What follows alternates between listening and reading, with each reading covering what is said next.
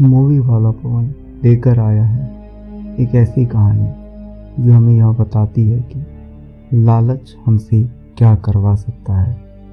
कहानी की शुरुआत में हमें दिखाया जाता है कि एक माँ बेटी मंदिर में संत की वाणी सुन रही होती हैं, लेकिन बेटी का मन उन प्रवचनों में नहीं लग रहा होता है और वे दोनों उठकर घर की तरफ चल देती हैं। आगे हम देखते हैं कि गांव की एक महिला को लेबर पेन होता है, तो वह उसे लेकर उसी महिला के घर जाते हैं जो अपनी बेटी के साथ प्रवचन सुन रही थी। इससे हमें यह पता चलता है कि वह महिला दाई का काम करती है। अगली सुबह उस गांव की नदी के किनारे एक अंधा आदमी टहल रहा होता है।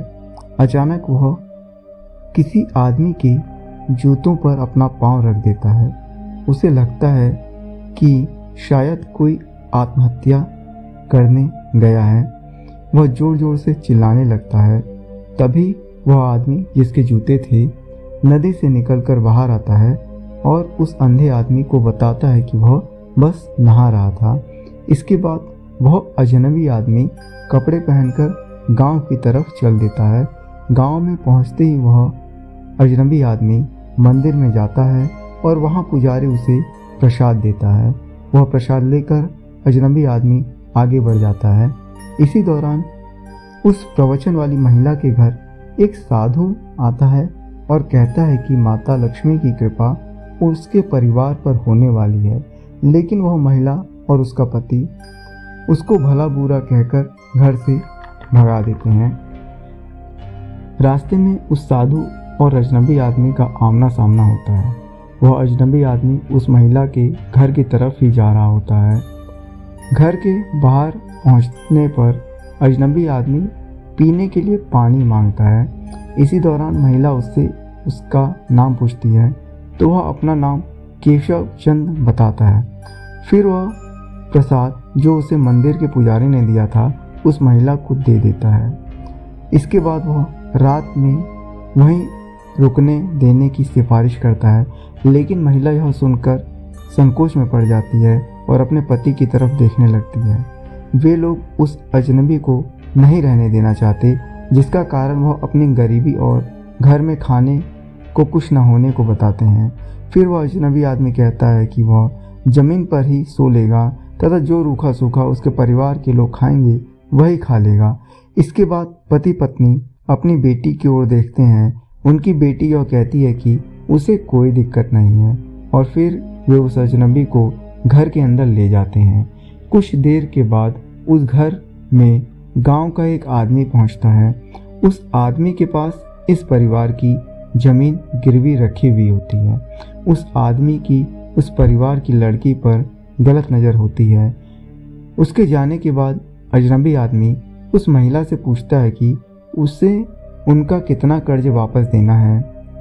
फिर वह अपने सामान में से एक सूटकेस लाकर खोलता है जिसमें बहुत सारे गहने और पैसे होते हैं। उस महिला के परिवार की आंखें उन पैसों और गहनों को देखकर खुली की खुली रह जाती हैं, लेकिन वे उस पैसे को लेने से मना कर देते हैं। शाम होने पर अजनबी आदमी खाने में मुर्गा बनाने के लिए कहता है, लेकिन इस परिवार की हालत काफ़ी ख़राब थी, तो महिला उसे मना करने की कोशिश करती है, लेकिन वो अजनबी आदमी सारे सामान के पैसे खुद देने की बात करता है और वह महिला तथा उसका पति मुर्गा बनाने के लिए सहमत हो जाते हैं। इसी दौरान अजनबी आदमी को शौच के लिए घर के पीछे जाना पड़ता है। इधर महिला की बेटी के मन में जब से दिन में उसने उस सूटकेस के गहने और पैसे देखे थे, लालच आ जाता है और वह उस अजनबी आदमी को मारने के बारे में सोचने लगती है। यह बात वह अपनी माँ को बताती है और कहती है कि उनकी गरीबी खत्म करने का यही मात्र एक तरीका है।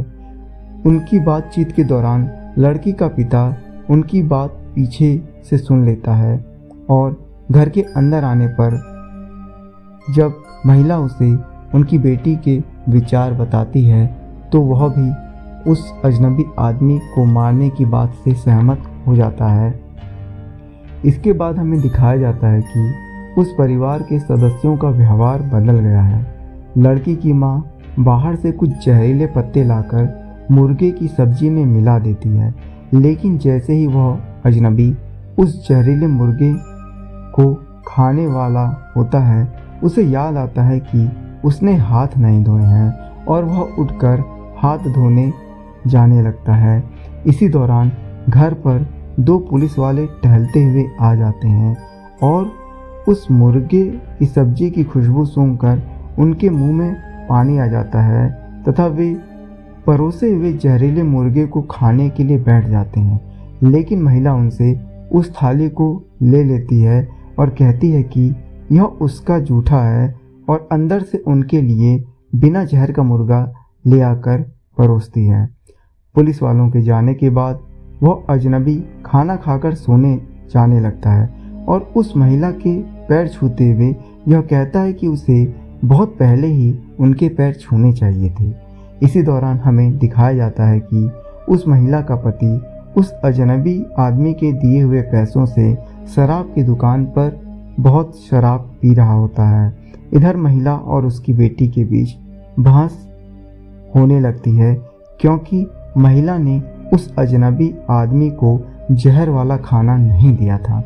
इसके बाद वह लड़की किचन से चाकू लेकर सोए हुए उस अजनबी आदमी के गले पर वार करती है, जिससे उस अजनबी आदमी की मौत हो जाती है। शराब की दुकान पर काम करने वाला एक आदमी उस महिला के पति से कहता है कि उसके घर पर कौन आया है।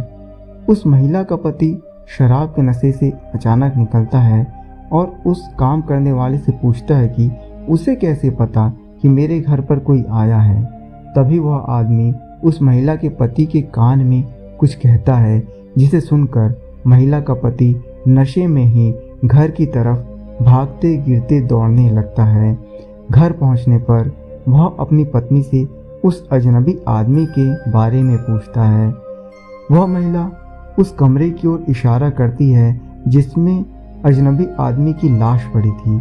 वह आदमी लाश के पास पहुंचकर रोने लगता है और बार बार एक नाम लेता है, सुब्बू, मेरा सुब्बू। यह सुनकर महिला चौंक जाती है और वह भी लाश के पास आकर रोने लगती है। तभी उनकी बेटी भी सुब्बू नाम सुनकर अपना सिर चौखट पर मारकर रोने लगती है। तब हमें यह पता चलता है कि वह अजनबी आदमी और कोई नहीं बल्कि बचपन में घर से भागा हुआ उन्हीं का बेटा था। इसके बाद परिवार के तीनों लोग वह जहरीला मुर्गा खाकर घर में आग लगा लेते हैं। इस तरह से हमें इस कहानी में देखने को मिलता है कि अधिक का लालच व्यक्ति से कितने गलत कार्य करवा सकता है।